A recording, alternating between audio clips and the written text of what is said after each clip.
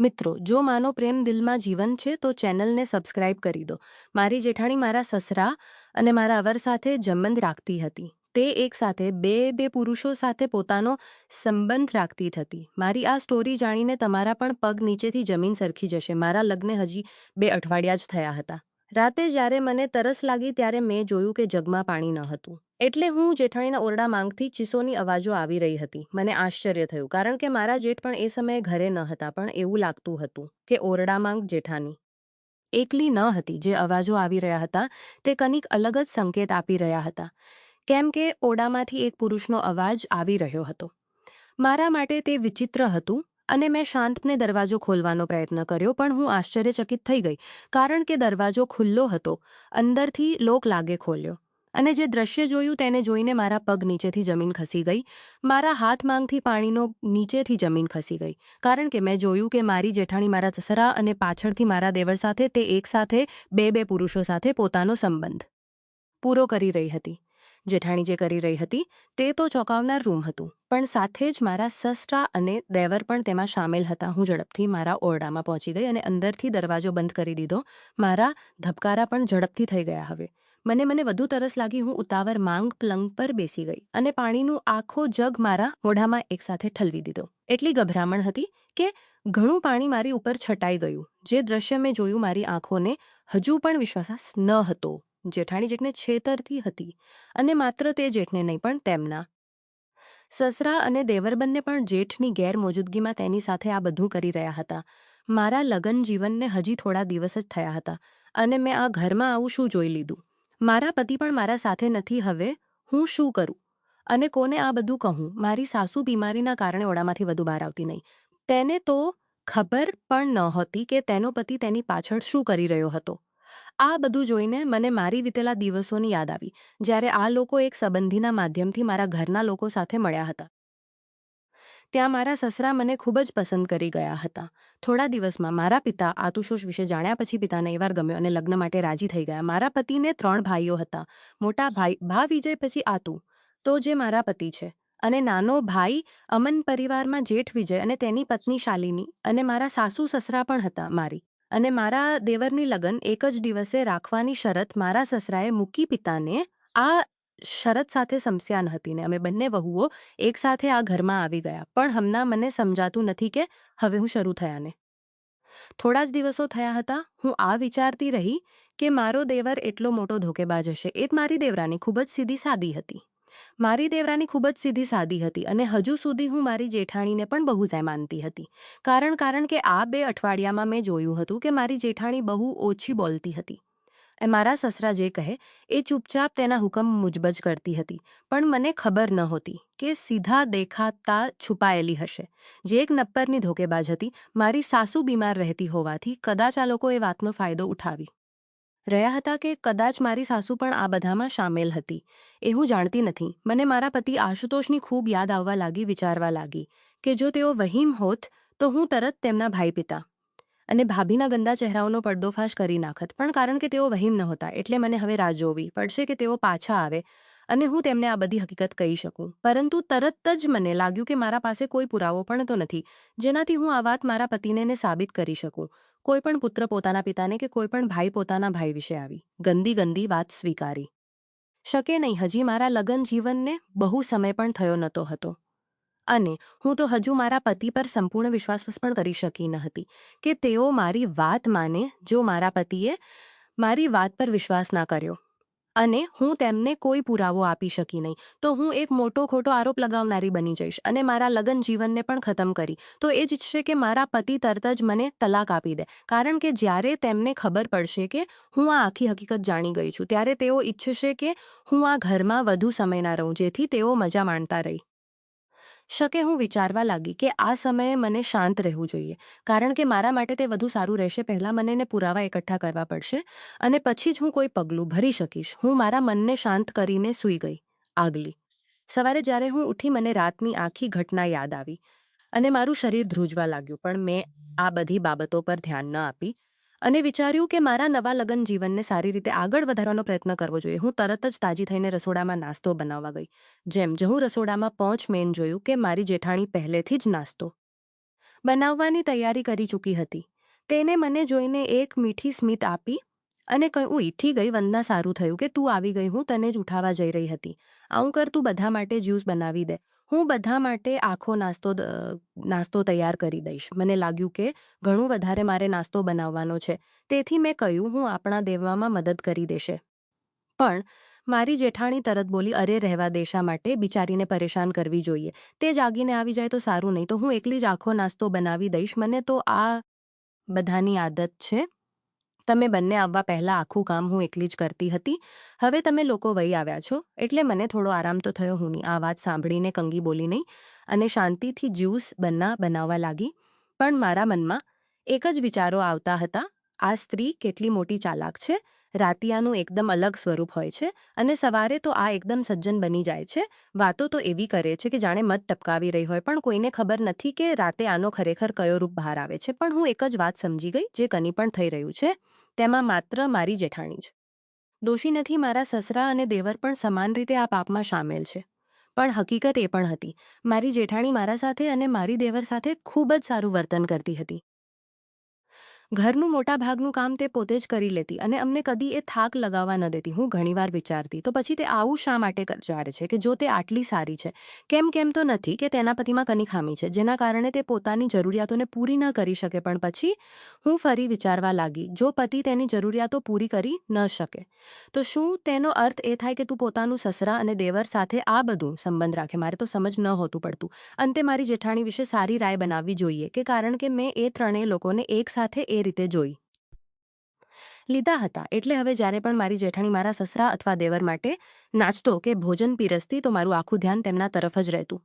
મારી જેઠાણી મારા સસરાથી ગજબની રીતે ડરી રહેતી હતી જ્યારે દેવરાણી આવી ગઈ હતી અને દેવરથી પણ દૂર રહેવાની કોશિશ કરતી હવે કે હવે દેવરનું કોઈ કામ તે નહીં કરે. ત્યારે જેઠાણીએ સ્પષ્ટ કંઈ નહીં કરે, એ બધું દેવરાણી જ સંભાળશે. પણ સસરાજી માટે આ એક બહાનો બની ગયો.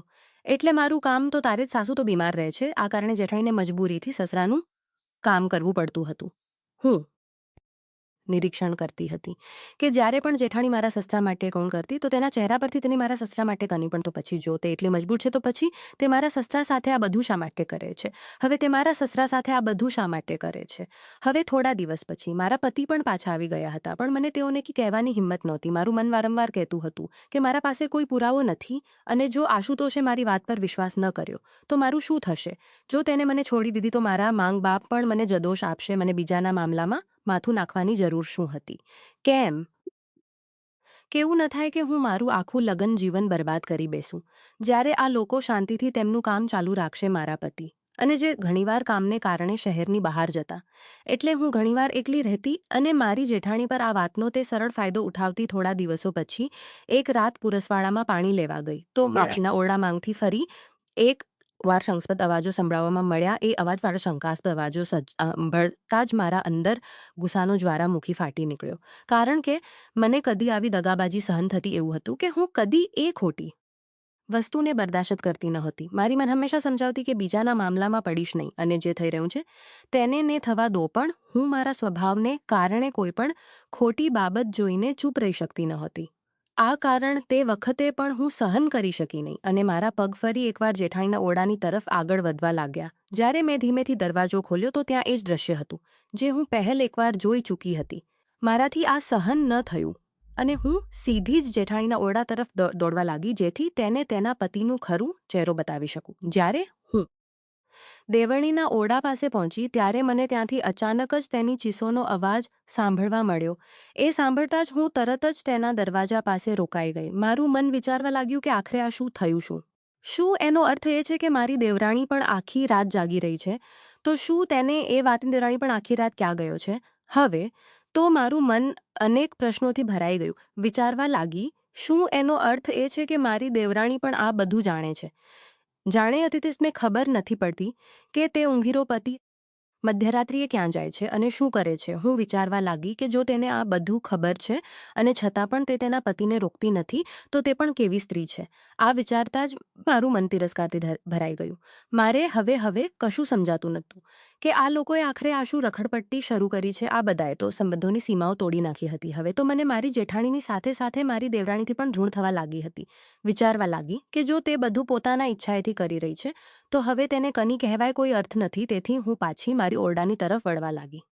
પણ જ્યારે મેં મારી ઓરડાની તરફ પગ ભર્યો ત્યારે મને ફરી એકવાર દેવરાણીની ઉગ્ર ચીસો સંભળાય, જે મને ખૂબ જ આશ્ચર્યમાં મૂકી ગઈ. હું વિચારવા લાગી આખરે મારી દેવરાણી ઓરડામાં શું કરી રહી છે, જેનાથી તે વારવાર ચીસો પાડી રહી છે. હવે હું વધુ રાહ જોઈ શકી નહીં. મેં વિચાર્યું કે અંદર ચાલ્યું કે હવે એકવાર તો મને દરવાજો ખોલીને જોઈ લેવું જોઈએ કે અંદર શું ચાલી રહ્યું છે.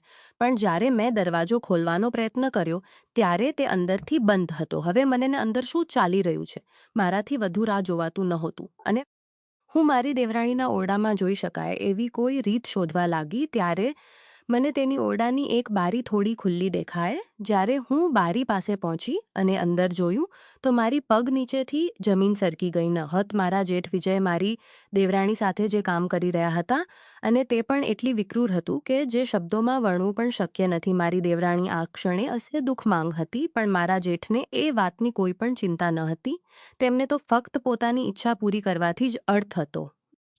મારું માથું એટલું દુખવા લાગ્યું કે જાણે ફાટી જતું હોય. મને મારી આંખો પર વિશ્વાસ જ નહોતો થતો કે હું શું જોઈ રહી છું. આ ઘર છે કે પછી કની બીજું લોકો આખરે ઈ શું કરી રહ્યા છે. મારા અંદર એક ગભરાહટ અને ભયની તરંગ ફાટી નીકળી. ઉતરતા જ દોડીને મારા ઓરડામાં આવી અને દરવાજાને અંદરથી બંધ કરી દીધો. મારી ધડકન ઝડપી થઈ ગઈ હતી ને પલંગ પર પડેલા તકિયાને દબોચી લીધો અને મારા હૃદયથી ચિપકાવી રાખ્યો. હવે મને લાગવા લાગ્યું કે હું આ ઘરમાં સખ્ત અસુરક્ષિત છું. અહીં તો કોઈ પણ સ્ત્રીની ઇજ્જત સુરક્ષિત જ નથી. હું ધીરે ધીરે રડવા લાગી અને વિચારવા લાગી કે હે ભગવાન, મારા માતા પિતાએ મને કેવા લોકોના ઘરે પરિણામે કલંક છે. જીવજંતુઓ જેવી જીવનશૈલી ધરાવતા છે. જેમ કોઈ પશુકંગી વિચારે નહીં ને સીધો હુમલો કરે, એમ જ આ લોકો પર સંબંધોની કોઈ શરમ રાખતા નથી. કોઈ સાથે કંગી પણ કરી રહ્યું છે અને કોઈને કશી લાજ નથી. આવા ગંદા લોકોના પરિવારની હું હવે વહુ નહીં બની શકું. હું હવે વહુ બની ગઈ છું. હવે તો મને લાગવા લાગ્યું કે આ ઘરમાં કોઈ પણ ભરોસે લાયક નથી. મારી અંદર એક વિચાર આવવા લાગ્યો, શું આશુતોષને આ બધાની ખબર છે? અથવા જે રીતે હું અત્યાર સુધી અજાણ હતી એ જ રીતે મારા પતિ પણ અજાણ છે. મારા મનમાં એક જ વિચાર ચાલતો રહ્યો કે હમણાં જ પોલીસને ફોન કરી અને આ બધાને પકડાવી દઉં. પણ મારા માટે સૌથી મોટી મુશ્કેલી એ હતી કે લગ્નના ત્રીજા જ દિવસે આ લોકો મને આ ફાર્મ હાઉસ પર લઈ આવ્યા, જ્યાં આસપાસ કોઈના ઘરો પણ નથી કે હું કોઈને કશું કહી શકું. બીજું તો એ જ્યારે હું અહીં નવી પરણીને આવી ત્યારે મને કહેલું કે આ ઘરના નિયમ મુજબ મહિલાઓ પોતાના પાસે મોબાઈલ રાખી કરવી હોય તો ફક્ત લેન્ડલાઇન ફોનનો ઉપયોગ કરવો પડશે, પણ એ ફોનથી જ્યારે પણ ડાયલ કરતી તો મોટે ભાગે જોડાણ જ ન થાય. મારા લગ્ન પછી નેટવર્કની સમસ્યા હંમેશા રહે છે. મારા લગ્ન પછી મેં મારા માતા પિતાને ફક્ત એક જ વખત ફોન કર્યો. મેં ઘણીવાર આશુતોષને અમારું કંઈ ચાલતું નથી અને જેટલા કે પપ્પા સામે અમારી જ લેવું પડશે. એ સમયે તો મને આ નિયમ કંઈ ખાસ અજીબ લાગ્યો નહીં, પણ હવે મને હળવે સમજ પડવા લાગી કે આખરે આ નિયમ બનાવવાનું કારણ હતું શું? એ જ કારણ હશે અને કોઈને તેની ખબર પણ ના પડે. મારી જેઠાણી વિશે તો મને ખબર ન પડી, પણ મારી દેવરાણી શંકાસ્પદ રીતે આ બધું મજબૂરી માંગ જ સહન કરી રહી હતી. તેની મજબૂરી, તેનું દુઃખ મેં મારી આંખોથી જોયું હતું. તેટલી કઠોર પીડામાં તડપી રહી હતી. હવે મને કની પણ કરીને પોતાને અને મારી દેવરાણીને આ ઝાડમાંગથી બચાવ હતું. આ દિવસો ઠંડા હતા, પણ ડર અને ગભરાહટને કારણે મારું માથું પરસેવાથી ભીંજાઈ ગયું. મને કોઈ રસ્તો દેખાતો ન હતો. તો મેં વિચાર્યું કે જ્યારે બધા તેમની ગંદી હરકતોમાં વ્યસ્ત છે, મારા માતા પિતાને ફોન કરીને બધું ભણાવી દઉં. હું ચૂપચાપ ઓરડામાંથી બહાર નીકળી અને લેન્ડલાઇન તરફ ગઈ, પણ લગભગ 15 મિનિટ સુધી સતત કોશિશ કર્યા બાદ પણ ફોન લાગ્યો યોજની. ગુસ્સામાં મેં ફોન તોફાનથી નીચે મૂકી દીધો અને તરત જ મારા ઓરડામાં પાછી આવી અને અંદરથી દરવાજો બંધ કરી દીધો. મને આ ઘરમાં કોઈ પણ ભરોસો ન હતો. મારી આખરી આશા ફક્ત મારા પતિ આશુતોષ પર હતી. મારું આખું રાત ઉચાટમાં પસાર થયું. સવારે ક્યાંક મારી આંખ થોડી ઝપકી, પણ થોડી જ વારમાં હું જાગી ગઈ. જ્યારે હું રસોડામાં ગઈ તો બધું નોર્મલ લાગતું હતું, જાણે વ્યસ્ત હતી. મારી દેવરાણી તો ક્યાંક દેખાતી જન હતી. મેં તેના માટે નાસ્તો એક પ્લેટમાં લીધો અને તેના ઓરડાની તરફ ગઈ. જ્યારે હું ત્યાં પહોંચી ત્યારે તે પોતાના પલંગ પર ડરી સહેમીને બેસી હતી. તેના શરીર પર અનેક ઘા-ચોટના નિશાન હતા. મેં તરત જ પૂછ્યું, આ શું થયું? તે ગભરાઈ ગઈ અને કહ્યું, અરે કાલે બાથરૂમમાં પગ સરકી ગયો ને મને 2-3 જગ્યા એ વાગી ગયું, એ કારણે ચોટ લાગી છે. હું અંદરથી હસવા લાગી. એને લાગે છે કે મને કશી ખબર નથી. મેં મનમાં વિચાર્યું પણ તે નથી કે હું તો એ બધું મારી આંખોથી જોઈ ચૂકી છું. મારી સહનશીલતા ખતમ થઈ ગઈ. મેં તરત જ દેવરાનીને કહી, દીદુ, મારી સામે જૂઠ બોલવાની કોઈ જરૂર નથી. એ સાંભળી તે મોટી આંખોથી મને જોતી રહીને ફરી કહ્યું, મને સારી રીતે ખબર છે. કાલે રાત્રે તારી સાથે શું થયું હતું? જે તારા રૂમમાં આવ્યા હતા બરાબર ને એ સાંભળતા જ તે અંદરથી તૂટી ગઈ. તરત જ રડવા લાગી. તે મારી ગળે પડી ગઈ અને બૂમ પાડી, વંદના દીદી, કૃપા કરીને કંઈ પણ કરીને મને આ બધાથી બચાવી લો. મને ખબર નહોતી કે આ લોકો આવા ગંદાને નીચ હશે.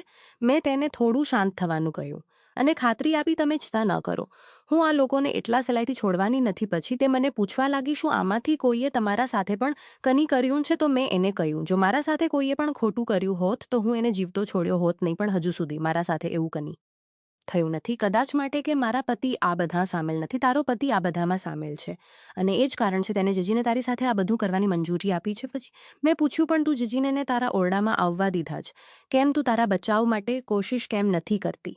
મારી વાત સાંભળીને મારી દેવરાણી બોલી, દીદી, મને પહેલાં જ ખબર નહોતી કે મારો પતિ જેઠાણી સાથે આ બધું કરે છે, કારણ કે અત્યાર સુધી મને દૂધમાં ઊંઘની ગોળીઓ નાખીને પીવડાવતો, જેના કારણે હું રાત્રે ઘેરી ઊંઘવડાવતો હતો અને મને ખબર જ ન પડતી કે મારો પતિ મધ્યરાત્રિએ ક્યાં જાય છે અને શું કરે છે. પણ કાલે રાત્રે જાણે તેને મને દૂધ આપ્યું તો અચાનક જ તેમાં એક માખી પડી ગઈ. વિચારતી હતી કે જો હું અમને કહીશ તો તે બીજું દૂધ બનાવી અને મને દૂધ પીવું ન હતું.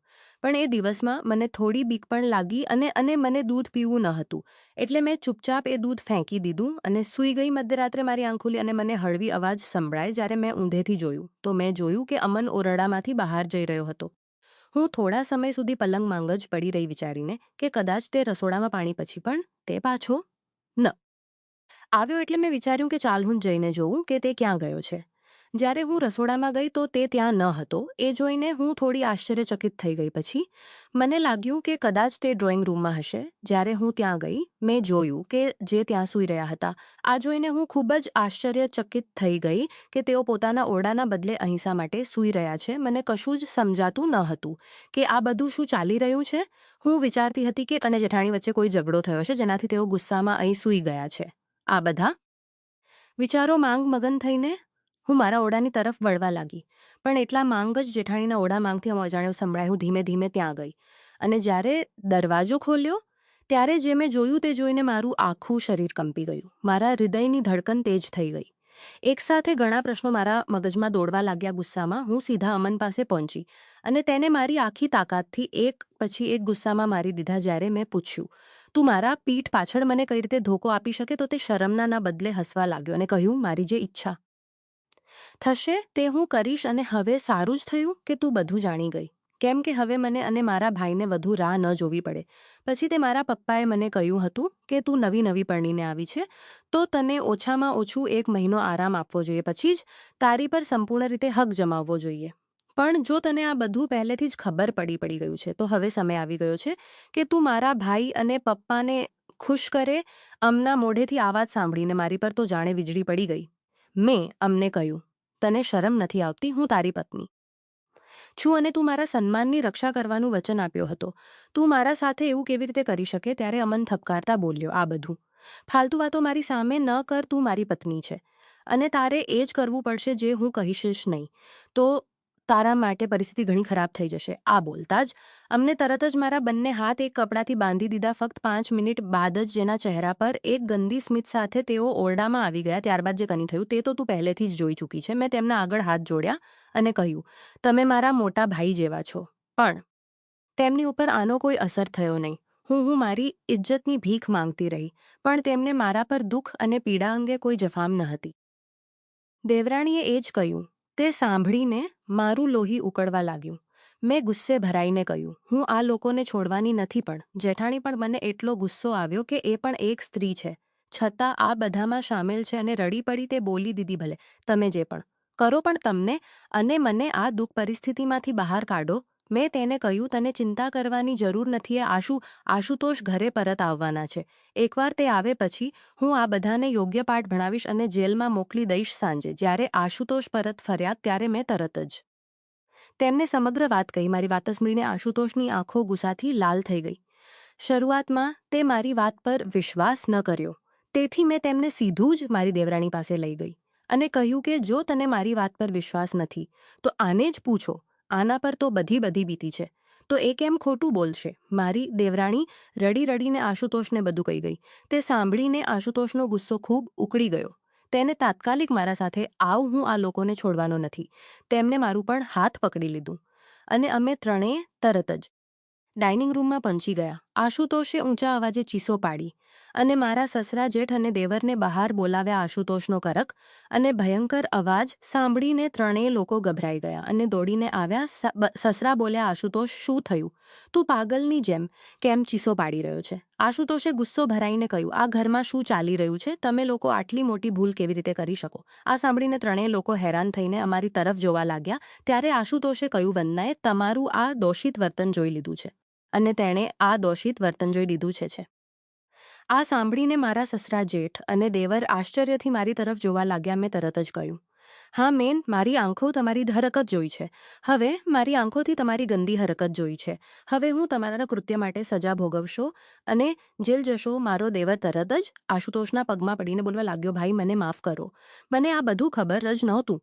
પણ આશુતોષ તરત જ અમરના ગાલ પર જોરદાર તમાચો માર્યો અને ગુસ્સાથી કહ્યું, તમારા જેવા માણસો એટલી મોટી ભૂલ કેવી રીતે કરી શકે? આ સ્ત્રીએ બધું જોઈ લીધું છે અને તમે લોકો જાણ્યા જ નહીં. જો આ વચ્ચે તે પોલીસને ફોન કરી લે તો તમને ખબર જ તમારું શું થાશ? આશુતોષના મોઢેથી આ બધું સાંભળીને મારું અને મારી દેવરાણીનું મસ્તક જાણે ધરાશાયી થઈ ગયું.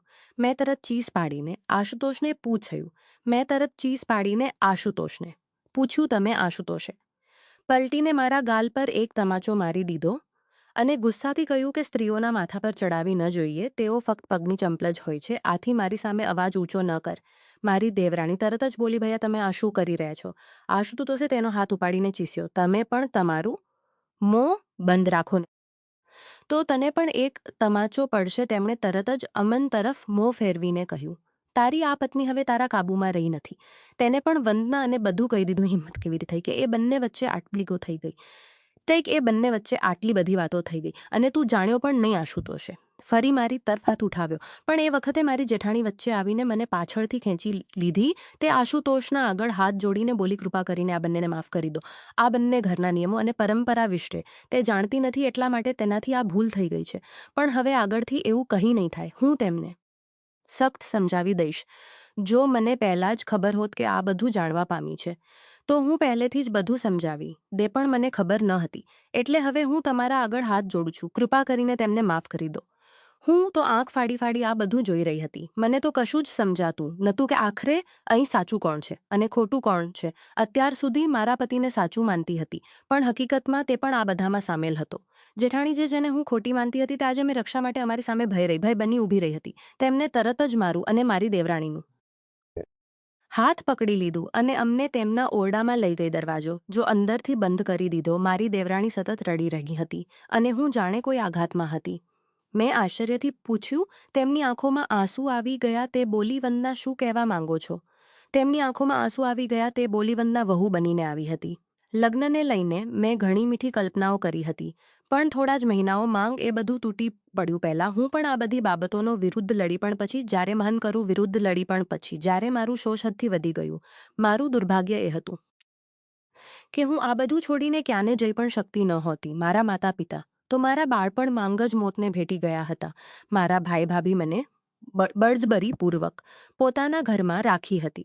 પછી મારી જલ્દીમાં આ ઘરમાં લગ્ન કરાવી દીધા અને મારી જવાબદારી માંગથી મુક્ત થઈ ગયા. લગ્ન પછી મને શંકા ન હતી. મારી લગ્નની સાથે તેમને મારી સાથેનો બધો સંબંધ પૂરો કરી દીધો. આથી મારા માટે કોઈ પણ રસ્તો બચ્યો ન હતો. મને આ લોકોની ઈચ્છાઓ અનુસાર જીવવું જ પડ્યું. મેં પૂછ્યું, શું અમારી સાસુ માંગ પણ આ બધામાં સામેલ છે? તે બોલી, સાસુ માંગ તો શરૂઆતથી જ બીમાર રહેતી. જ્યારે મારું શોષણ શરૂ થયું ત્યારે મેં તેમને કહ્યું, તેમને મને સમર્થન આપ્યું, પણ મારા સસરાએ તેમને પણ છોડ્યા નહીં.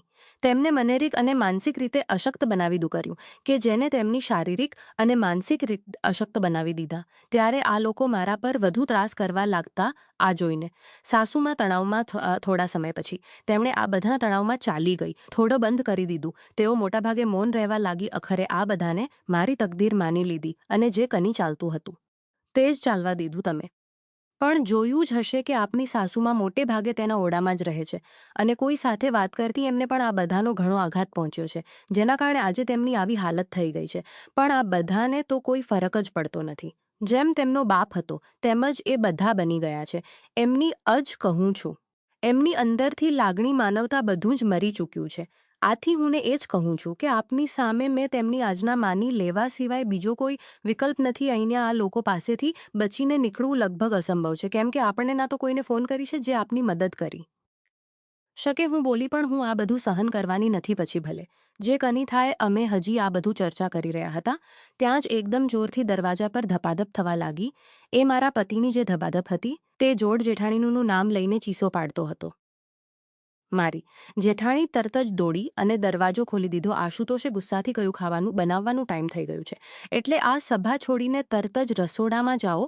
અમે તરત જ રસોડામાં જઈને ખાવાની તૈયારીઓ શરૂ કરી. વારંવાર મારી દેવરાણી અને જેઠાણીને સમજાવી રહી હતી કે જો તેઓ મારો સાથ આપે તો અમે ત્રણેય મળીને આ લોકોનો સામનો કરી શકીએ. પણ તે બે બહેનોમાં હિંમતજન હતી, એટલેથી વધુ ડરી ગયેલી હતી કે આ લોકો સાથ મળ્યો નથી, કે આ લોકો સામે ઊભી થઈ શકતી ન હતી. ત્યારે હું પણ આગળ નહીં વધી શકી. ભલા એટલી હું આ બધાનો સામનો કેવી રીતે કરી શકું? મારે પણ તો કોઈનો સાથ જોતો હતો. રાતે જમણવાર દરમિયાન જ્યારે મેં ખાવાનું પીરસવાનું શરૂ કર્યું ને એમના વિરોધમાં બોલવાનું શરૂ કર્યું તો મારી સાથે મારામારી થવા લાગ્યા. મારા પતિએ ગુસ્સાથી મને ધમકી આપી કે જો તું વધુ નખરા કરીશ તો તને એવી સજા આપીશ કે તારું મગજ ઠીક થઈ જશે. પણ હું એની ધમકીઓથી ડરી નહીં અને હું પણ એની સામે ચીસો પાડવા લાગી. ત્યાં જ મારો પતિ અને મારો જેઠ બંને મારા પર ત્રાટક્યા અને આ જોતાં જ મારી દેવરાણી અને જેઠાણી પણ હિંમત ભેગી કરીને તેમને અટકાવવા લાગી. જ્યારે આ લોકોએ જોયું કે અમે ત્રણેય મહિલાઓ એમના વિરુદ્ધ એક થઈ ગયા છીએ ત્યારે એ લોકો પણ ગભરાઈ ગયા. મારી સાસુ દૂર શાંતપણે બેસી બધું જોતી રહી. તરત જ દોડી અને એમના ચરણમાં પડી ગઈ. હું હાથ જોડીને રડવા લાગી કે આખરે તમે ક્યાંક સુધી આ બધું સહન કરશો? એક સ્ત્રી થઈને બીજી સ્ત્રી પર થતા અત્યાચારોને તમે શાંતિથી જોતા રહેશો? શું તમારું અંતરમન પણ આ લોકોની જેમ મરી ગયું છે? શું પણ મારી સાસુ પર તો કની પણ અસર જ થઈ નહીં. એ તો જાણે કોઈ મૂર્તિની જેમ શાંતને ખુરશી પર બેસી હતી અને પોતાનું જમવાનું જમી રહી હતી. હવે મને એમની પાસેથી પણ કોઈ આશા ન હતી, કારણ કે હું સમજી ગઈ હતી કે એક રીતે એ પણ આ બધામાં સામેલ છે. એટલું બધું જોઈને પણ એમને કોઈ ફરક નહીં પડતો. હવે મેં નક્કી કરી લીધું કે હું એટલી જ આ બધનો સામનો કરીશ. જ્યારે અને તેમનો વિરોધ શરૂ કર્યો તો એ લોકો મારી હિંમત જોઈને ચોંકી ગયા. મારા પતિએ ગુસ્સાથી કહ્યું, આજ તો હું તમને ત્રણેયને સબક શીખડાવીશ. મારા જેઠ બોલ્યા, જો આપને ત્રણેયને સબક કાબૂમાં નહીં લઈએ તો ભવિષ્યમાં પણ એવું જ કરશે અને આપના ઉપર ચડીને બેસી જશે. એ લોકોએ અમને ત્રણેય સ્ત્રીઓને પકડીને છત પર લઈ જઈને બંધ કરી દીધી. અમે તેમને આમ ન કરવા માટે વિનંતી કરતા રહ્યા પણ તેમને કોઈ ફરક પર. શિયાળાની રાત હતી અને એ લોકોએ અમારા સ્વેટર પરની શિયાળાની રાત હતી અને ના કારણે 1 કલાક પછી જ અમારી તંબી લીધા હતા. અમારી તબિયત બગડવા લાગી. અમે ત્રણેય ભયંકર ઠંડીમાં ઠીઠવાઈ રહ્યા હતા અને વારંવાર દરવાજા પર ખટખટાવીને એમની પાસે મદદ માટે અર્જ કરી રહ્યા હતા. પણ એ શેતાનો પર તો કોઈ અસર જ નહોતી થતી. જેમ તેમ કરીને 3 કલાક વીતી ગયા પણ મારી દેવરાણી એકબીજાને ચીપકીને વધુ જ બગડી ગઈ. અમને એટલી કડકતી ઠંડી લાગી રહી હતી કે આખું શરીર ધ્રુજી રહ્યું હતું અને રાત હતી કે પૂરી થવાનું નામ જ લેતી ન હતી. આસપાસ ધીરે ધીરે માટે કોઈને શોધવા લાગ્યું. અમે વારંવાર મદદ માટે કોઈને શોધતા હતા પણ ક્યાંથી પણ કોઈ મદદ મળતી નહોતી અને અગ્નિ માટે કોઈ સાધન જ ન હતું. સવારની આસપાસ જ્યારે એ લોકોએ છતનો દરવાજો ખોલ્યો ત્યારે મારી જેઠાણી અને દેવરાણી તો બેભાન થઈ ગઈ હતી. મને પણ શરદીની અસરથી ભારે ચક્કર આવી રહ્યા હતા. પછી એ લોકો અમને નીચે લઈ ગયા. અમને ત્રણેય માંગથી કોઈએ પણ અમારો વિરુદ્ધ અવાજ ઉઠાવ્યો તો અમે તમને આથી પણ ભયંકર સજા આપીશું. એ દિવસે અમારી હાલત અત્યંત નાજુક હતી, છતાં પણ ઘરના બધાએ કામ અમારે જ કરવાના હતા. જેમ તેમ કરીને દવા ખાઈને થોડું સારું બનવા પ્રયત્ન કર્યો. પણ ઠંડીના કારણે જે દુઃખદ અનુભવો અને શરીર પર જે અસરો થઈ હતી તે ઓછા થવાના નામ જ લેતા નહોતા. જેમ રાત થવા લાગી, મારા પતિ અમારા સામે એક ભયંકર ફરમાન જાહેર કર્યું. આજે રાતે અમે ચારે લોકો મળી તારા પર તેજ કરશું, જે અત્યાર સુધી તારી જેઠાણી અને દેવરાણી સાથે થતું આવ્યું છે. આ સાંભળતા જ હું ગુસ્સાથી એના પર ચીસો પાડવા લાગી. તમે બધા કેટલા નીચ છો કે એકવાર ફરીથી મને મારા પતિની મારપીટ સહન કરવી પડી. મારી જેઠાણી તરત જરડી પડી અને આશ્રુતોષના પગમાં પડી ગઈ.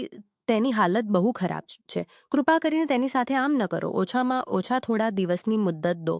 તેને આપો. પણ મારા પતિ પર તો જાણે શેતાન સવાર હતો. એટલા માટે તેને મારી એક પણ સાંભળી. ખાંડ તુમ ખાધા પછી એ ચારે લોકો મારો શિકાર કરવા તત્પર થઈ ગયા. મને ઘેરીને ઓરડાની અંદર ખેંચવા લાગ્યા. હું એકલી તેમનો સામનો કેવી રીતે કરી શકું? મારી જેઠાણી અને દેવરાણી મને બચાવવાનો આખો પ્રયત્ન કરી રહી હતી, પણ એ લોકોની સામે તેઓ કંઈ જ કરી ન શકી. તેઓ હૃદયથી રડી રહી હતી, ચીસો પાડી રહી હતી, પણ ત્યાં કોઈ ન હતું જે અમારી દુઃખ ભરી પુકાર સાંભળી શકે. થોડા સમય પછી હું એ ચાર હિંસક દરિંદાઓની વચ્ચે પડી ગઈ. હું હાથ જોડીને તેમને વિનંતી કરતી રહી, કૃપા કરીને મને છોડો. પણ તેમના ચહેરા પર જે હાસ્ય હતું તે મને પહેલેથી જ કહી રહ્યું હતું કે તેઓ મારા પર બિલકુલ પણ દયા કરવાના નથી. હું સજીવ પણ મારા પતિને યાદ અપાવી રહી હતી કે તે પતિ છે, તે મારા રક્ષક છે, પણ તેને તો કોઈ ફરક જ નથી નહોતો પડતો. હવે મારા માટે ભગવાનને યાદ કરવા સિવાય બીજું કોઈ વિકલ્પ બચ્યું ન હતું. મેં મારી આંખો બંધ કરી અને મારા ભગવાનને યાદ કરવા લાગી, પ્રાર્થના કરવા લાગી કે આજ કોઈ પણ રીતે તેઓ મને આ દરિંદાઓથી બચાવી લે. તેટલામાં દરવાજા પર જોરદાર અવાજ થયો અને ઓરડાનો દરવાજો તૂટી પડ્યો. અમે બધા જ બધી રીતે ચોંકી ગયા કે આખરે શું થયું. પોલીસને જ્યારે મેં આગળ જોયું તો ત્યાં પોલીસ ઊભી હતી. પોલીસને જોઈને જાણે મારા શરીરમાં ફરીથી પ્રાણ ભરાઈ ગયા. પોલીસે અંદર પ્રવેશ કરતા જાય ચારેને ઝડપી લીધા. જ્યારે હું બહાર આવી ત્યારે મારી દેવરાણી અને જેઠાણી હજી પણ સદબદ્ધ થઈને ઊભી હતી. અમને કોઈને સમજાતું નહોતું કે આખરે અહીં પોલીસ કેવી રીતે પહોંચી. ચારે દરિંદાઓ પણ એકબીજાનું મું જોતા હતા અને આશ્ચર્યથી વિચારતા હતા કે પોલીસને આ બધું કેવી રીતે ખબર પડી. મેં તરત જ પોલીસને બધું કહી દીધું કે આ લોકો કઈ રીતે આ નીચ કૃત્ય કરી રહ્યા હતા. પછી મેં પોલીસને પૂછ્યું કે તમને અંગે ખબર કેવી રીતે પડી. પોલીસે જવાબ આપ્યો, આ માટે તમારી સાસુનો આભાર માનવો જોઈએ, કેમ કે તમારી સાસુએ જ સાચા સમયે અમને ફોન કરીને બધું જણાવી દીધું. તો આજે તમારી સાથે શું થયું હોત તે ભગવાન જ જાણે. આ સાંભળીને હું, મારી જેઠાણી અને દેવરાણી એ ચારે લોકો પણ બધા જ ખૂબ જ ચોંકી ગયા. મને તો વિશ્વાસ જન થઈ રહ્યો હતો કે મારી સાસુએ પોલીસને બોલાવીને મારી જિંદગી બચાવી. હું તરત જ દોડી જઈને તેમની પાસે પહોંચી, મારા માથા પર હાથ ફેરવીને કહ્યું કે દીકરી, હું જીવતી લાશ નથી. પણ આ બધું જોઈને મેં જાતે જ પોતાને જીવતી લાશ બનાવી લીધી હતી. પણ આજે તારું દુઃખ જોતા પોતાને રોકી ન શકી. ભગવાન પાસે પ્રાર્થના કરતી કે તેઓ મને કોઈ રસ્તો બતાવે. અને આજે મારા ભગવાને મારી પ્રાર્થના સ્વીકારી. આજે જ્યારે તારો પતિ તારા પર આઘાત કરવાના ઈરાદે ઓરડામાંથી નીકળ્યો ત્યારે તેનો ફોન મારી પાસે જ રહી ગયો.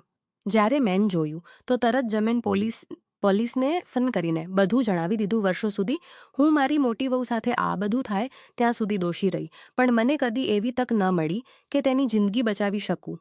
પણ આજે જ્યારે મને તક મળી ત્યારે મેં મારી દીકરીઓને બચાવવાનો નિર્ણય લીધો. પછી પોલીસે ચારે એને આધારે બધાને કાયદેસર સજા થઈ. હવે હું, મારી દેવરાણી અને જેઠાણી અમારા પતિઓથી છૂટાછેડા લઈ ચૂક્યા છીએ. મારા માતા પિતા મારા માટે ફરીથી એક યોગ્ય છોકરો શોધી રહ્યા છે અને મારી દેવરાણીના બીજા લગ્ન પણ થઈ ગયા છે.